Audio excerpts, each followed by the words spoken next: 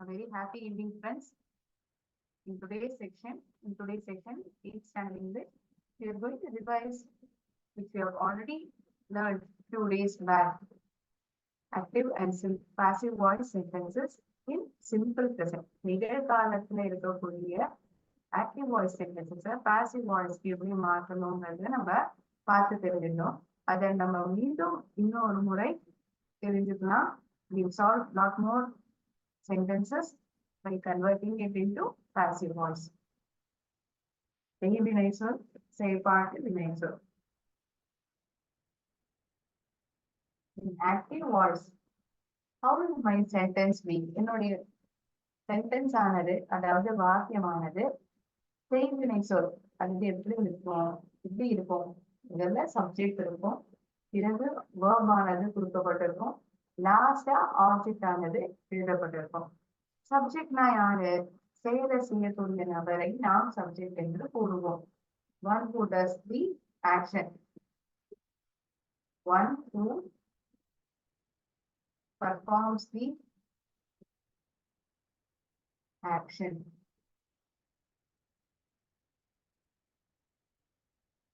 Verb is the action performed. என்ன செயலானது செய்யப்பட்டிருக்கோ அதை நம்ம வேர்ப்ல பார்ப்போம். இந்த செயலானது யாரை போய் அடைகிறதோ அதை நாம் ஆப்ஜெக்ட் என்று சொல்வோம். Receiver of the action.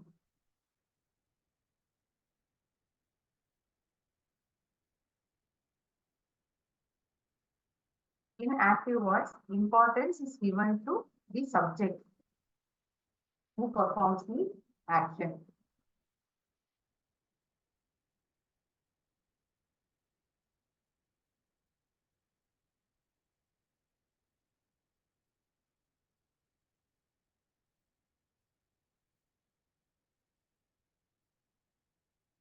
Ramu plays football. Ramu கால்பந்தை விளையாடுகிறார். பிளேஸ் இது verb, இது பொருள், இது நபர், செயலை செய்யக்கூடிய நபர். யார் விளையாடுறா ஃபுட்பால, கால்பந்த? ராமு. ராமு என்ன பண்றான்? விளையாடுறான். verb. என்ன விளையாடுறான்? இந்த செயலானது எதை போய் அடைகிறது? What is he playing? He is playing football. Subject முதல்ல வருது, பிறகு verb, அதுக்கப்புறம் ஆப்ஜெக்ட். இந்த பேட்டர்ன்ல இருக்கு அப்படின்னா இந்த சென்டென்ஸ் வந்து நம்ம ஆக்டிவ் வாய்ஸ்ல இருக்குங்கிறத புரிஞ்சுக்கணும்.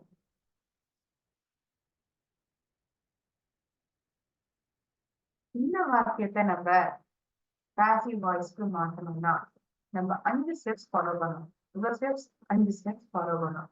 முதல்ல சப்ஜெக்ட் என்ன, வேர்ப் என்ன, ஆப்ஜெக்ட் என்ன, இந்த சென்டென்ஸ்ல இந்த மூணுத்தையும் ஐடென்டிஃபை பண்ணணும். Identify SVO, subject verb object. அடுத்தபடியாக இன்டர்சேஞ்ச், இடத்தை மாற்ற வேண்டும். ஆப்ஜெக்ட் வந்து சப்ஜெக்டினுடைய இடத்துக்கு வந்துடும், சப்ஜெக்ட் வந்து ஆப்ஜெக்டினுடைய இடத்துக்கு வந்துடும். அதுதான் இன்டர்சேஞ்ச், மாற்றி அமைக்கிறது. Interchange subject to object position, object will come to subject position.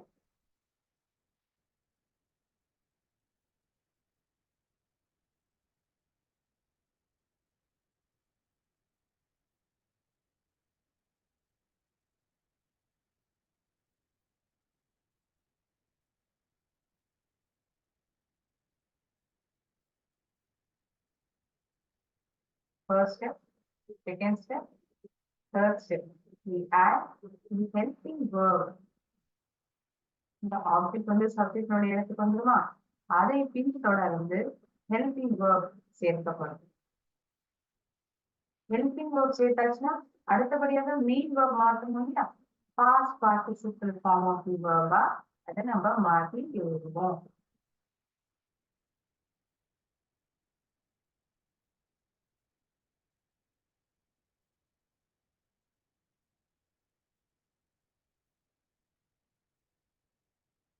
He ate, eaten. eat என்றால் சாப்பிடுவது. சாப்பிட்டேன், சாப்பிட்டேன், past tense. இந்த ஈட்டம்ங்கிறது வேர்பினுடைய மூன்றாவது ஃபார்ம். இதை நாம் பாஸ்ட் பார்ட்டிசிபிள் என்று ஆங்கிலத்தில் அழைப்போம். PAST, PAR, PI, PIPLE. Eaten சாப்பிடப்பட்டுள்ளது. ஈட்டன்.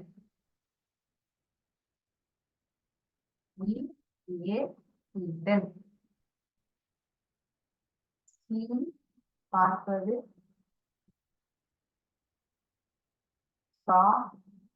சீன் பார்க்கப்பட்டுள்ளது. grow வளர்வது. grew வளர்ந்தது, வளர்க்கப்பட்டுள்ளது. grown. மூன்றும் என்னவென்று பார்த்தால் சிம்பிள் பிரசன்டில் இருக்கக்கூடிய செயல் சொல்கள். இது கடந்த காலத்தில் இருக்கக்கூடிய வார்த்தைகளாக மாற்றப்பட்டுள்ளது. இது பாஸ்ட் பார்ட்டிசிபிள் மூன்றாவது form of the verb. third form of the verb is past participle. The simple present, past participle. Okay, so இந்த ராமு பிளேஸ் ஃபுட்பால்ங்கிற எக்ஸாம்பிள பார்த்துப்போம்.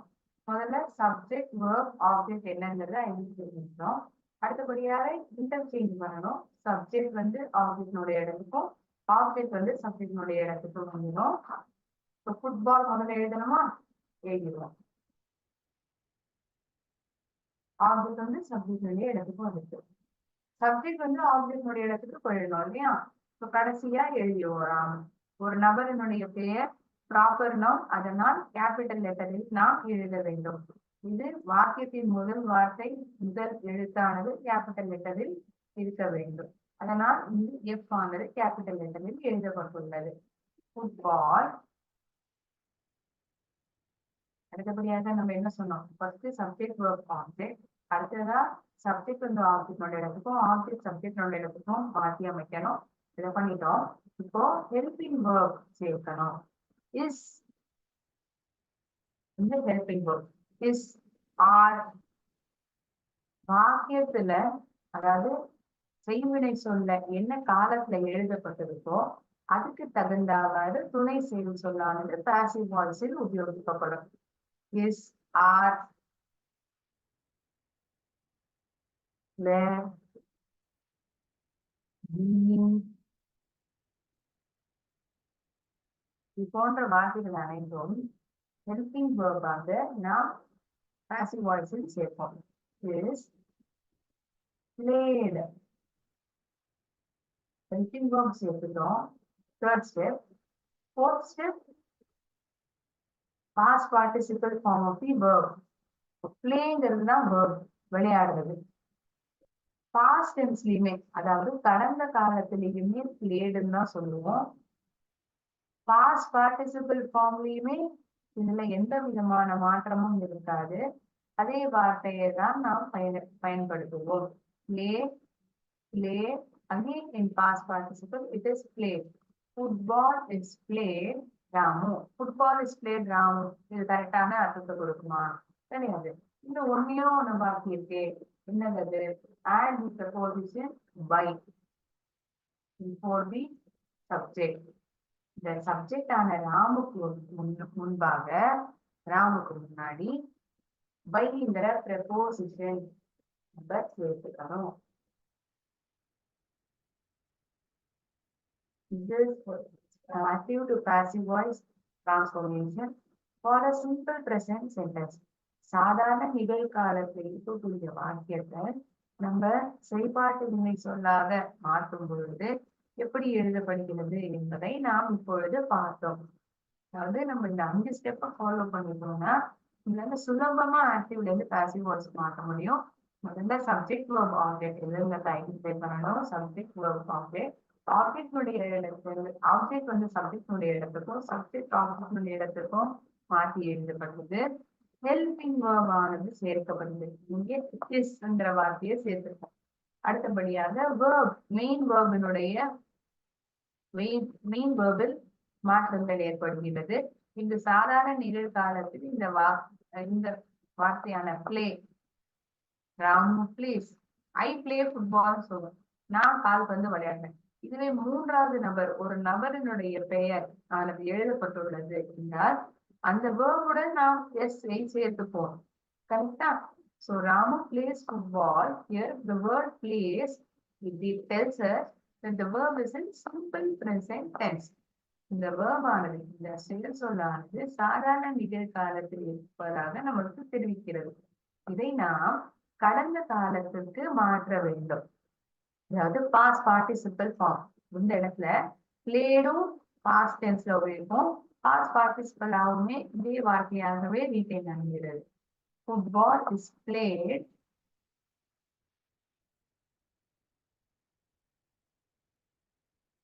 by Ramu. அதுதான் last step add preposition by. Also, I have something to say. Not all sentences require this addition of by. இந்த preposition எல்லா வாக்கியங்களிலுமே தேவைப்படுகிறது பார்த்தால் கிடையாது. Depends upon the sentence and its requirement. You can make note of the simple example which has followed these 5 steps.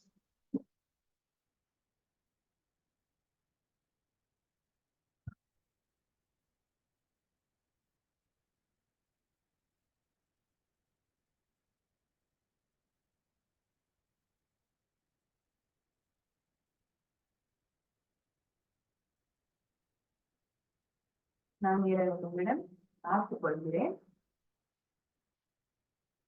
நீங்களே வெளியே எழுதி கொள்ளலாம்.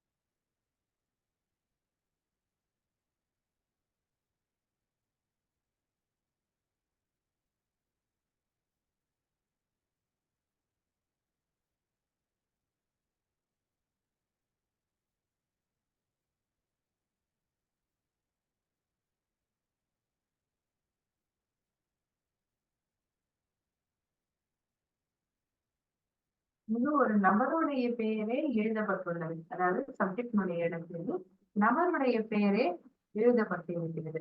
அதனால் இடத்தை மாற்றி அமைத்து எழுதும் பொழுது ராமு என்ற பெயரை நாம் எழுதி விடுவோம். இதே ஒரு வேளை சீட் என்ற வார்த்தை எழுதப்பட்டிருந்தது. She plays football. அவள் கால்பந்தை விளையாடுவாள். He, she எது வேண்டுமானாலும் இருக்கட்டும். மூன்றாவது நபர் சிங்குலர் ஃபார்மில் இருக்கக்கூடிய noun. He plays football. இந்த இடத்துல இது மாற்றி எழுதும் பொழுது football is played by she அப்படின்னு சொல்லுவோமா? Is it right if at all I write towards the end as she? கடைசிய வார்த்தையாக இந்த she என்ற புரோனோனை முடித்தால் அது சரியான வாக்கியமாக இருக்குமா? இருக்காது. Football is played by she. கிடையாது. What will be right? Football is played by her. அவளால் விளையாடப்பட்டுள்ளது. இதுவே ஒரு ஆண் நபராக இருந்தால் he plays football. அவன் கால்பந்தை விளையாடுகிறான். Is played by him. நிகழ்காலத்தில் இருக்கக்கூடிய வாக்கியம் செய்பாட்டு வினை சொல்லுக்கு மாற்றும் பொழுது நாம் கடந்த காலத்தில் அதை எழுதுகிறோம். வாக்கியத்தினுடைய அர்த்தம் ஒருபொழுதும் மாறுவதில்லை. காலம் மட்டுமே மாற்றி எழுதப்படுகிறது. The tense in which it is written is getting changed. That is it. The meaning of the sentence is not getting changed.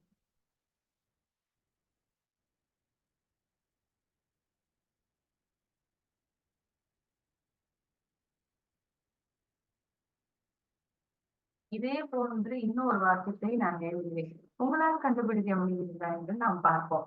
அதாவது சாதாரண நிகழ்காலத்திலேயே இந்த வாக்கியமானதும் எழுதப்பட்டுள்ளது. அதை நீங்கள் பாசிவ் வாய்ஸில் மாற்றி எழுத வேண்டும். முடிகிறதா என்பதை நாம் பார்க்கலாமா?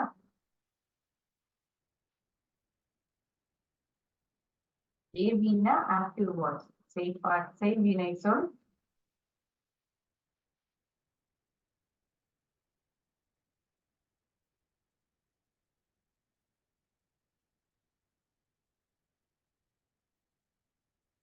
I write a story.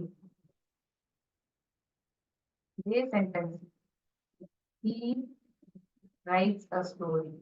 நபரானது மாற்றி எழுதப்படுகிறது. இது நான் எழுதுகிறேன் ஃபர்ஸ்ட் பர்சன் சிங்குலர். இங்க மூன்றாவது நபர் ஆனாலும் சிங்குலர் ஃபார்மில் இருக்கிறது. அதனால் இங்க என்ன ஆகிறது? ரைட் என்பதற்கு பதிலாக ரைட்ஸ் என்று சொல்கிறோம். வேர்புடன் எஸ் ஆனது சேர்க்கப்படுகிறது. He writes a story. அவன் ஒரு கதையை எழுதுகிறான். இதுவே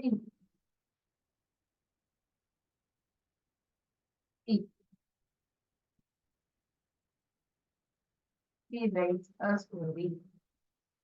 அவள் மூன்றாவது நபர் singular form. That is why along with the verb we add s to it. இதெல்லாம் ஏன் இங்க சொல்றேன்னா ஆக்டிவ் வாய்ஸ்ல சப்ஜெக்ட் ஆனது சப்ஜெக்டை பொறுத்து verb ஆனது மாறுகிறது. ஐ என்ற பொழுது பேஸ் ஃபார்ம் ஆஃப் வேர்பிலேயே எழுதப்பட்டுள்ளது. அதுவே மூன்றாவது நபராக இருந்தால் ஒரு மூன்றாவது நபராக இருந்தால் ஒரு நபர்களுடைய பெயராகவே இருக்கட்டும். ராமு, ரவி, ரீனா, ரீதா, சீதா.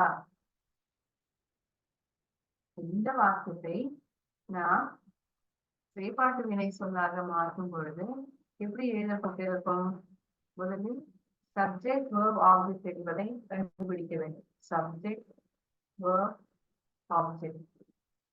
அடுத்தபடியாக ஆப்ஜெக்ட் சப்ஜெக்டினுடைய இடத்துக்கும் சப்ஜெக்ட் ஆப்ஜெக்டினுடைய இடத்துக்கும் போய்விடும்.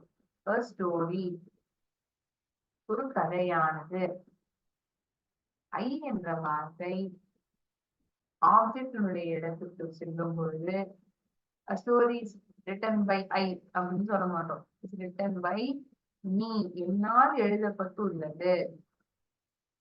ஆப்ஜெக்ட் வந்து சப்ஜெக்டினுடைய இடத்துக்கு வந்து சப்ஜெக்ட் வந்து ஆப்ஜெக்டினுடைய இடத்துக்கு வந்ததுனால ப்ரோனோங்கிற காரணத்தினால. இதே ஒரு நபரோட பெயரா இருந்தா நம்மளால மாற்ற முடியுமா? முடியாது. இதே ஒரு ப்ரோனோனா எழுதப்பட்டிருக்குன்னா நம்ம மாற்றோம். அடுத்தபடியாக ஒரு ஹெல்பிங் வேர்ப் இஸ், ஒரு கதை. அதனால் இஸ் என்ற வார்த்தையை நாம் சேர்த்துப்போம். ஸ்டோரி இஸ் வேர்புடைய பாஸ்ட் பார்ட்டிசிபல் ஃபார்ம். ரிட்டன் என்னால் எழுதப்பட்டுள்ளது.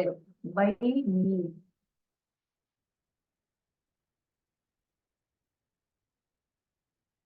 Story is written by me. Story is written by him. அவனால் எழுதப்பட்டுள்ளது. Story is written by her. அவளால் எழுதப்பட்டுள்ளது.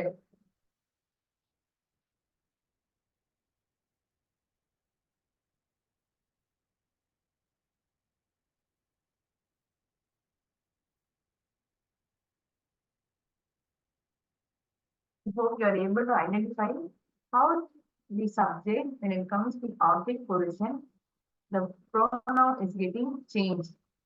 பிரதி பெயர் சொன்னாங்க ஐ, ஹி, ஷி என்ற வார்த்தைகள் ஆப்ஜெக்டினுடைய இடத்துக்கு போகும் பொழுது அந்த வார்த்தையானது மாற்றி எழுதப்படுகிறது. ஐ என்ற வார்த்தை நீயாகவும், ஹி என்ற வார்த்தை ஹிம்மாகவும், ஷி என்ற வார்த்தை ஹர்ராகவும், they என்ற வார்த்தை them ஆகவும் நாம் மாற்றி எழுதுவோம்.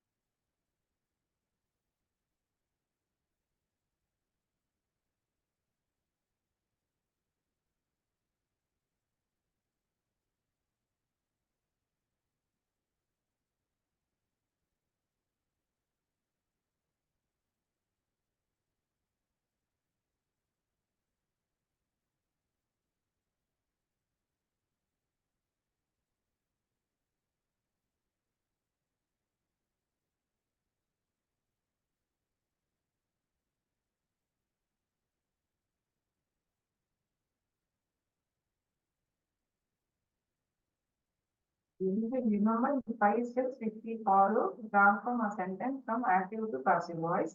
If at all it is in simple present tense, அதை நாம் past tense, simple past sentence ஆக மாற்றி எழுதுவோம்.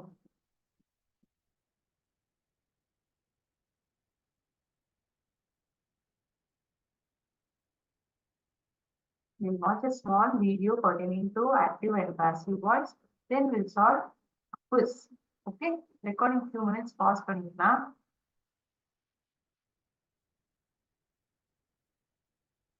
This video consisted of active to passive voice sentences of all tense forms, but we are mainly concentrating on simple present tenses in active voice, which is getting transformed to passive voice. Now, shall we see few sentences? How we are going to change it? That is transform it into passive voice. All the sentences that I am going to write are in simple present.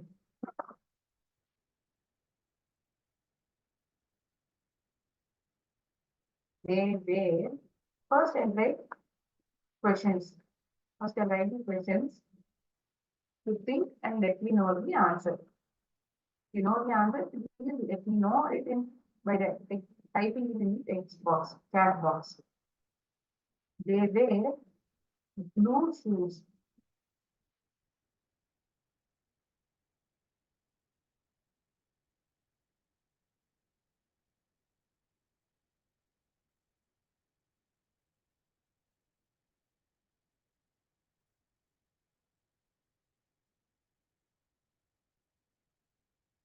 I draw a picture. நான் ஒரு படத்தை வரைந்தேன். Draw. Draw உடைய past form drew. வரையப்பட்டுள்ளது என்ற வார்த்தை drawn. V1, V2, V3. ஒரு verb பார்த்தோம்னா அதோடைய 3 ஃபார்மையும் நம்மளால ஐடென்டிஃபை பண்ண முடியும்னு பார்த்துப்போம்.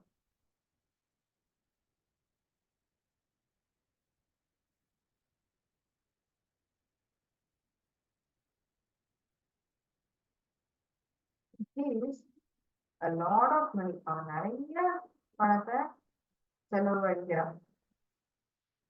He spends.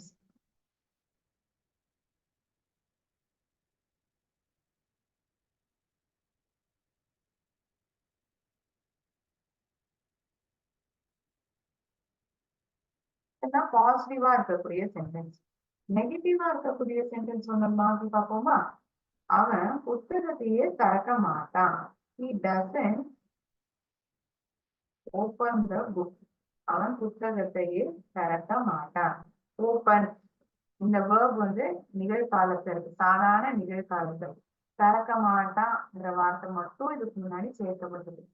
He doesn't open the book.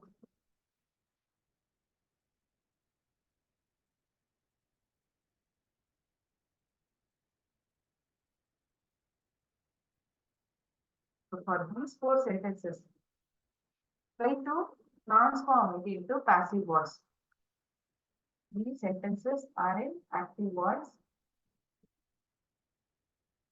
Need to transform it into passive voice.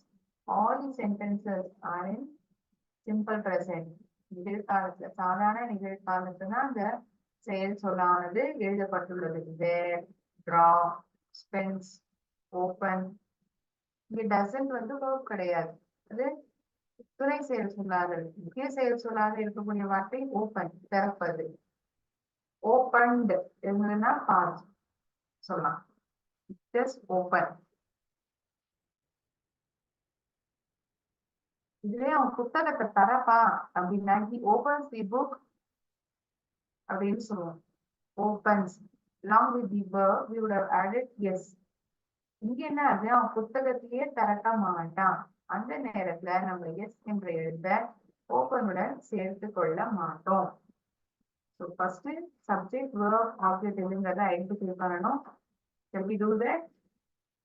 They, subject, their, verb, blue shoes தான் ஆப்ஜெக்ட். ஸோ ஆப்ஜெக்ட் வந்து சப்ஜெக்டோட இடத்துக்கும் சப்ஜெக்ட் ஆப்ஜெக்டோட இடத்துக்கு போகும். ஸோ சப்ஜெக்ட் வந்து ஆப்ஜெக்டோட இடத்துக்கு போறது அதுவும் ஒரு ப்ரோனோனா நீக்கப்பட்டிருக்குன்னா அதுக்கு தகுந்தவாறு நம்ம ப்ரோனோனை மாற்றி எழுதணும். பார்க்கலாம் how it's getting transformed. Blue shoes ஆப்ஜெக்டோட இடத்துக்கு இப்போ சப்ஜெக்டோட இடத்துக்கு எழுதப்பட்டிருக்கு.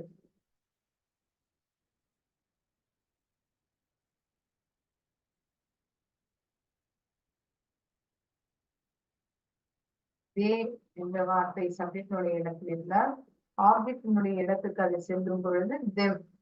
ஐ என்ற வார்த்தை நீயாகவும், பி என்ற வார்த்தை அஸ்ஸாகவும், தே என்ற வார்த்தை தெம்மாகவும், டி என்ற வார்த்தை சீமாகவும்,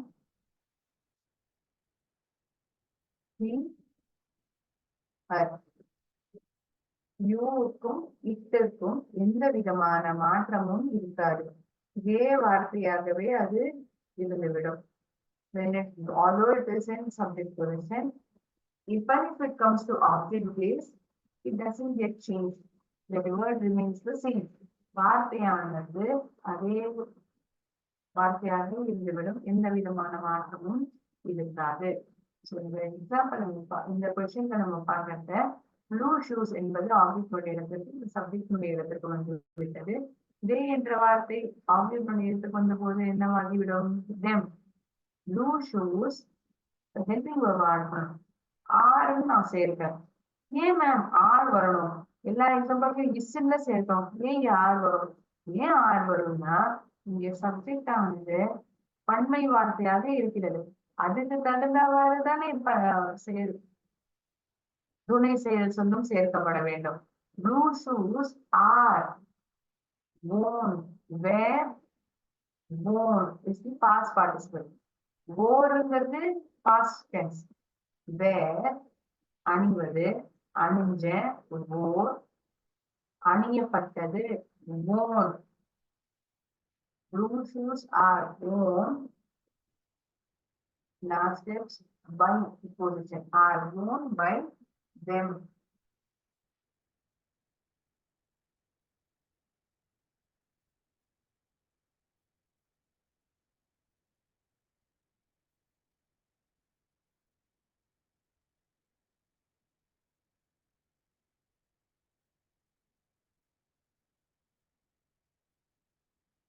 Blue shoes are worn by them. W-O-R-N. The spelling is not visible properly.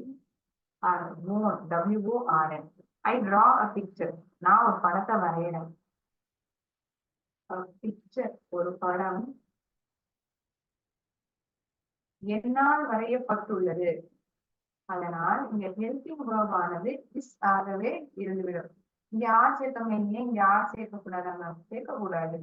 ஏன்னா இந்த இடத்து சப்ஜெக்ட் ஆனது சிங்குலர் ஃபார்ம்ல இருக்கு. என்ன பத்தி? ஒரு நபர். இங்கு பன்மை வார்த்தை, இது ஒருமை வார்த்தை. Picture is past participle is drawn followed by preposition by. என்னால் வரையப்பட்டுள்ளது. by me.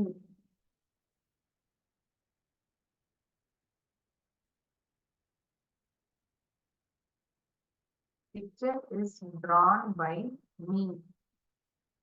She spends a lot of money. அவன் நிறைய பணத்தை செலவழிக்கிறார். lot of money இது ஆப்ஜெக்ட். சப்ஜெக்ட் வந்து she. ஸ்பென்ஸ்ங்கிறது verb. So subject verb object identify பண்ணிட்டோம். ஆப்ஜெக்ட் சப்ஜெக்ட் நொடி எடுத்துக்கும், சப்ஜெக்ட் ஆப்ஜெக்ட் நொடி எடுத்துக்கும் போகும்போது a lot of money.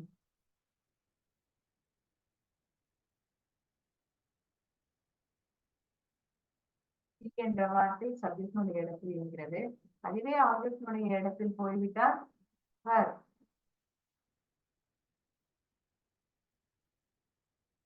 Helping verb is spent. Preposition by.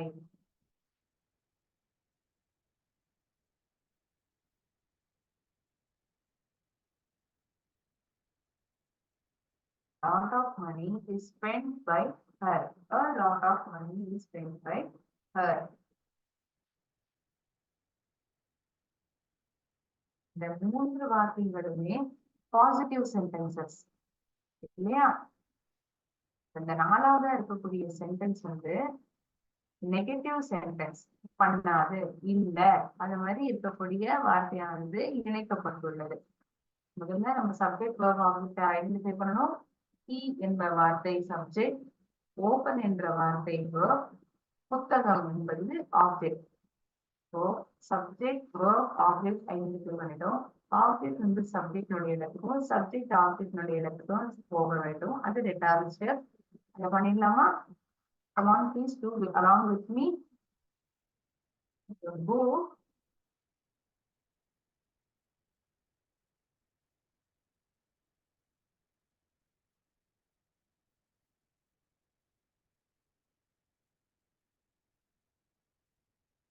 he என்ற வார்த்தை சப்ஜெக்ட் நுடைய இடத்தில் இருக்கிறது. இதே வார்த்தை ஆப்ஜெக்ட் நுடைய இடத்துக்கு போய்விட்டால் him என்று நாம் மாற்றி எழுதுவோம். இந்த டேபிளை நம்ம ஒரு வாட்டி பார்த்துனோம்னா ஞாபகத்துக்கு ஐ என்ற வார்த்தை இனியாகவும், வி என்ற வார்த்தை அஸ்ஸாகவும், they, them, he, him, she, her, you, you, it, sorry, it என்ற வார்த்தையும் இட்டாகவே எழுதப்பட்டுள்ளது. சாரி, இட் என்ற வார்த்தை இட்டாகவே மாற்றி எழுதப்படும். யூவுக்கும் இட்டிற்கும் எந்த விதமான மாற்றமும் இருக்காது. இந்த இரண்டு புரோனவுனும் இந்த இரண்டு வார்த்தைகளாகவே இருந்துவிடும். மற்ற வார்த்தைகளுக்கு மட்டுமே மாற்றமானது ஏற்பட்டிருக்கும். நான், என்னால், வி நாங்கள், எங்களால், அஸ் தே அவர்கள், தெம் ஹி அவன், ஷி ஹர் அவள்,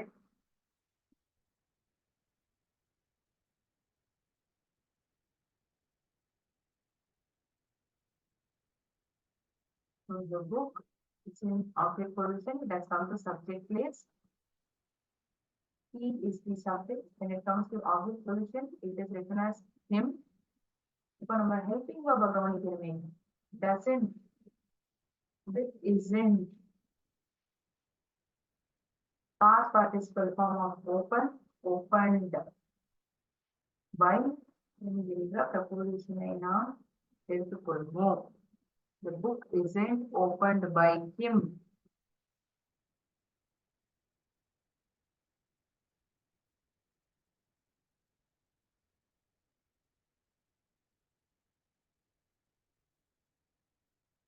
Hope it is very clear to all of you how a sentence, how we identify a sentence is in active or passive voice. How it is getting transformed to passive, that is simple present getting transformed to simple past.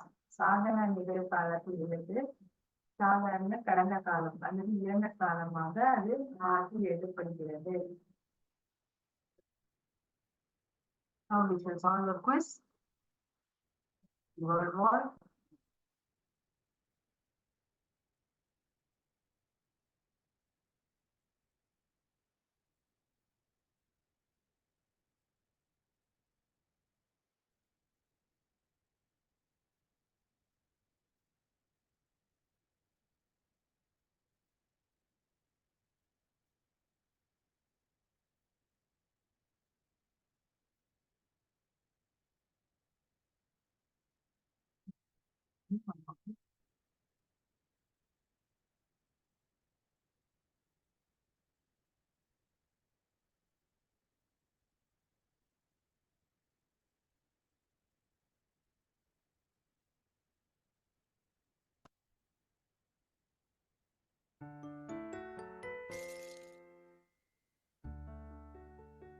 Tennis is tennis dash on a clay, grass or hardcore.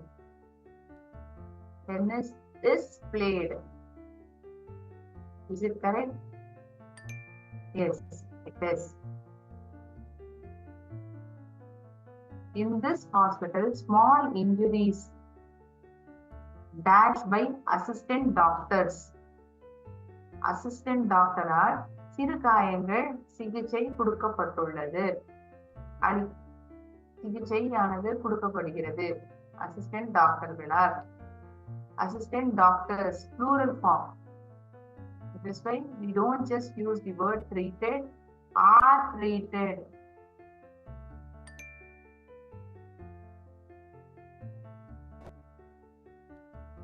The wheel dashed thousands of years ago.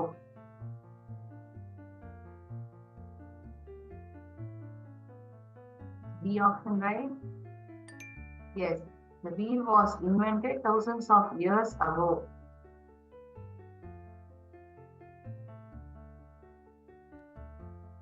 English dash in many countries all over the world.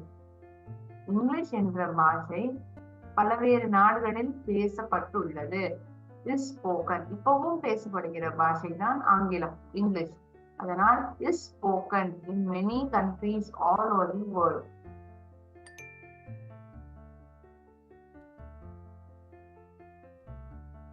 India dash independence after the end of World War II.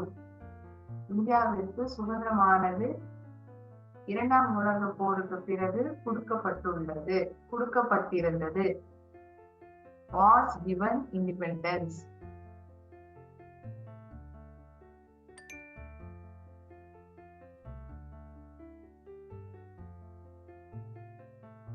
The goals in the dash first 15 minutes of the match. The goals are scored in the first 15 minutes of the match, or it is scored. The goals are scored. It is in plural form. Is it right? No. It is were scored in the first 15 minutes of the match. ஏன் முதல் 15 நிமிடங்கள் கடந்த காலத்தை அது குறிக்கின்றன. New medicine for many diseases dash every year. New medicine for many diseases is found, are finded. Which option is right?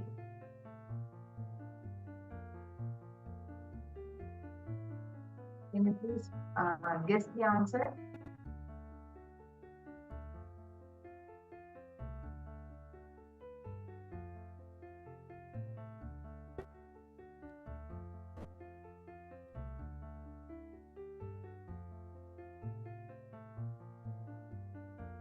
Come on, children. Please try and let me know the answer.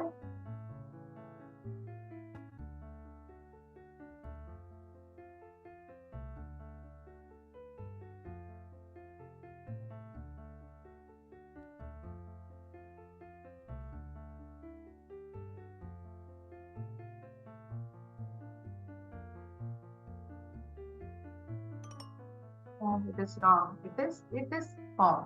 This form is the right answer. America dashed by Christopher Columbus in 1492.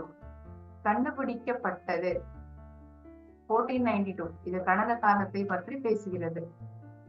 America was discovered, where discovered, is discovered. is discovered இப்போதான் கண்டுபிடிக்கப்பட்டிருக்கு அப்படின்னு நம்ம சொல்றோம். America was discovered. ஒரு நாடை பத்தி தான் நாம் பேசுகிறோம். அதனால் was discovered. Breakfast dash from 7 a.m. to 10 a.m. Breakfast is served from காலை உணவானது காலை 7 மணியிலிருந்து 10 மணி வரை கொடுக்கப்பட்டுள்ளது, பரிமாறப்பட உள்ளது. The thief dashed to the nearest police station yesterday. The thief was taken to the nearest police station yesterday. ஏன் ma'am is taken சொல்லக்கூடாது? நிகழ்காலத்துல தானே இருக்கணும்னு சொன்னோம். கரெக்ட் தான். ஆனா இந்த வாக்கியமானது எந்த காலத்துல எழுதப்பட்டிருக்கு? கடந்த காலத்துல. அது எப்படி தெரியும்? எஸ்டர்டேங்கிற வார்த்தை இங்க இணைக்கப்பட்டிருக்கு. அதனால இந்த blank நம்ம எதை fill பண்ணணும்? இந்த thief was taken. ஒரு திருடன் தான். So we have seen answers for 10 questions. Yeah, and 4 sentences in active voice. When it is getting transformed to passive voice, it's clear to everyone. We need to follow 5 steps. But all we follow those 5 steps, it will easily get transformed. Okay. Any doubts to anyone, you may please ask me.